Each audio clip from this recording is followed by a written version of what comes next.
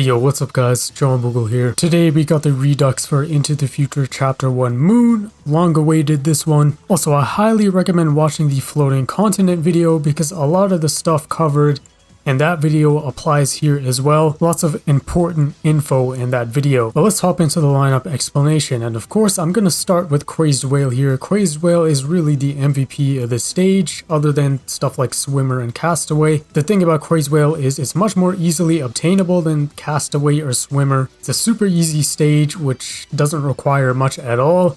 And I highly recommend getting Crazed Whale. It's not like you need Crazed Whale, but it just makes such a massive difference that you should get it. Now, if you have stuff like Swimmer or Castaway Cat, then you probably won't even need Crazed Whale, Rover even. But just keep in mind, with treasures, Crazed Whale is a beast in this stage and pretty much the whole of Into the Future Chapter 1. Speaking of Rover, this is our anti-alien unit to rush in the stage. Of course, this is a rush type stage, so bringing rusher type units is very nice.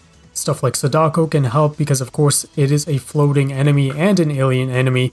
So Butterfly, Sadako can help out, pretty much just like Crazed Bird, but the much weaker version and much easier version. Of course, if you take too long in the stage, there's going to be troublesome peons that come out, so that's why we need our backup units here, which is stuff like Dragon, Bahamut, or other DPS units you might have, like Paris, or Ubers you could bring, really anything you could fill the lineup in, which is general DPS units. As for meat shields, you don't really need too many meat shields for the stage. You can just go with Wallcat and let's say Artist or Ramen, and that's enough.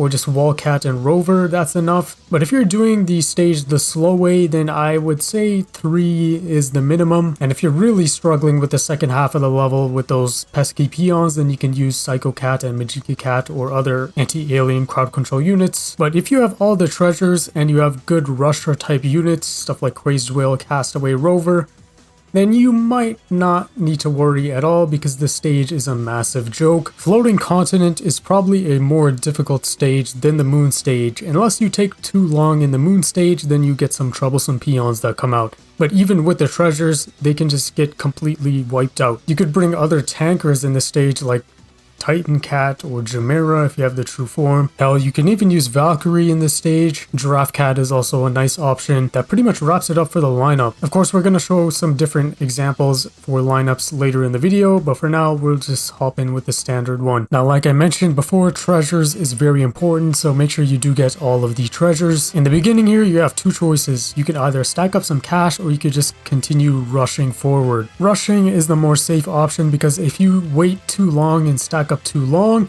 then you might have to face the pesky peons that come out. But you're about to witness just pure obliteration right here because Crazed Whale is just gonna unleash unholy amounts of damage onto the boss of the stage. As you can see, it is very easily getting knocked back, and that is exactly why we want to rush forward while there's no pesky peons in the way. Because when we rush like this, we can just get this close to the base and just completely lock the Cli-One and a knockback animation, and it'll just completely get overwhelmed and die. And just like that, it is gone and the stage is done. That is the power of Crazed Whale right there, paired with of course Castaway and Rover. But yeah, let's hop into some more example lineups. In this lineup we're using a rush strategy as well, but just with 3 units. Bahamut there is just in case we somehow don't manage to kill the Cli-One and the peons start coming out. Crazed Bahamut can just sweep up all the peons. But you can really easily tell how easy it is to just bully the boss in the stage.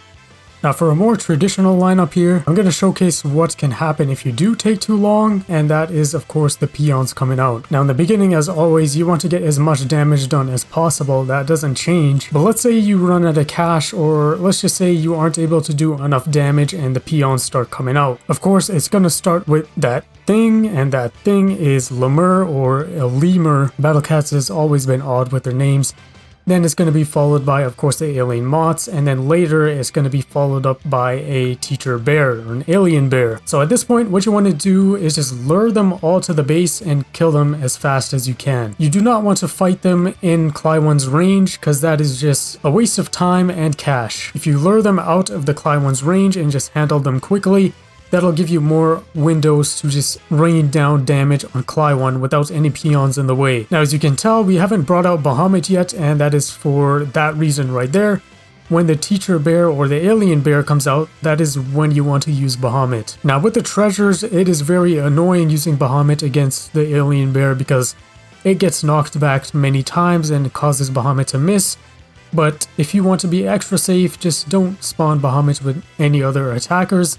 Then Bahamut will be able to get clean hits on the alien bear and wipe it out quickly. But with the treasures, you really don't have to worry at all because you can take hits from Cli-One and output great damage at the same time. So relying on Bahamut isn't a must-do thing, but it's just something nice to fall back on in case you do happen to mess up or miss your opportunities to do some nice damage to Cli-One and the peons start coming out and you take too long.